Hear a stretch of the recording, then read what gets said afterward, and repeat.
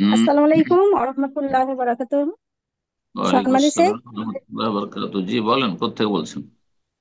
আমি India metropolis থেকে বলছি। আমার একটি প্রশ্ন যে আমাদের বাড়িতে যে সময় মুসাফির আসে, তো ওনাদের কিছু দিয়ে বললাম যে বাচ্চাদের জন্য একটু দোয়া করবেন, তো এইটা বলা কি চলবে?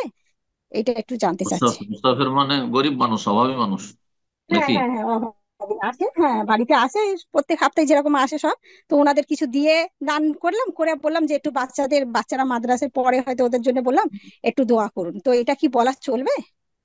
এই ক্ষেত্রে যদি পূর্ণ নেকি চান রবের কাছে এবং পূর্ণ প্রতিদান চান, ফলাফল ভালো চান, আপনার এবাদত দান খেরাত সাদাকার কোয়ালিটি ভালো হোক, তাহলে কোনো কিছুই চাইবেন না, দোয়াও চাইবেন না।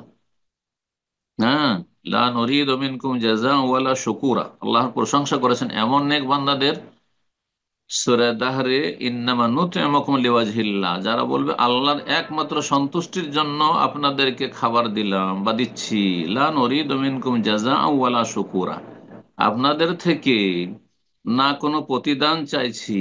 আর দোয়া প্রতিদান হয়ে গেল, আপনি দোয়া চাইলেন, একটু দোয়া করে দিও বা দোয়া করি আমার ছেলে মেয়েদের জন্য, না না, মোটেই চাইবেন না কারো কাছে, বদলা চাইবেন না।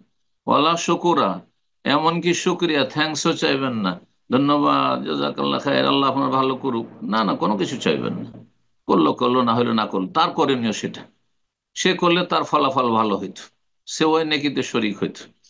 তো এই জন্য এখলাসের দাবি হচ্ছে যে কাউকে কোনো কিছু দিয়ে অথবা কারো উপকার করে তার কাছে কোনো আশা রাখবেন না। রব আপনার আশা এর চাইতে উত্তম আকারে আপনাকে আপনার আশা পূরণ করে দেবেন ইনশাআল্লাহ। জি, বারাকাল্লাহ। ইউস্তাজি, এই ক্ষেত্রে কি ওই নেক আমলের উসিলায় কি সে দোয়া করতে পারবে? যদি এটা একটু ইয়া করতেন নিজে তাহলে করবে, নিজে জি। করবে, কিন্তু নিজে দোয়া করবে যে আল্লাহ আমি এই সাদকা করলাম, সে ওসিলাতে আমার গুনাহ খাতা মাফ করো, আমার ছেলে মেয়েগুলোকে নেক হায়াত দান করো, বা ছেলেটাকে আমার আলেম করো, ইত্যাদি। বুঝছেন? কিন্তু ওই ব্যক্তিকে বলবে না যাকে দিল যে আপনি আমার জন্য দোয়া করিয়ে, যেটা আমাদের দেশের মানে প্রচলিত মানে স্বভাব মানুষের, কিছু দিলেই দোয়া করি আমার ছেলেগুলোর জন্য, না না, মোটেই না। এটি অনর্থম কাজ, এটি এখলাস পরিপন্থী। নেকি কমে যাবে এতে।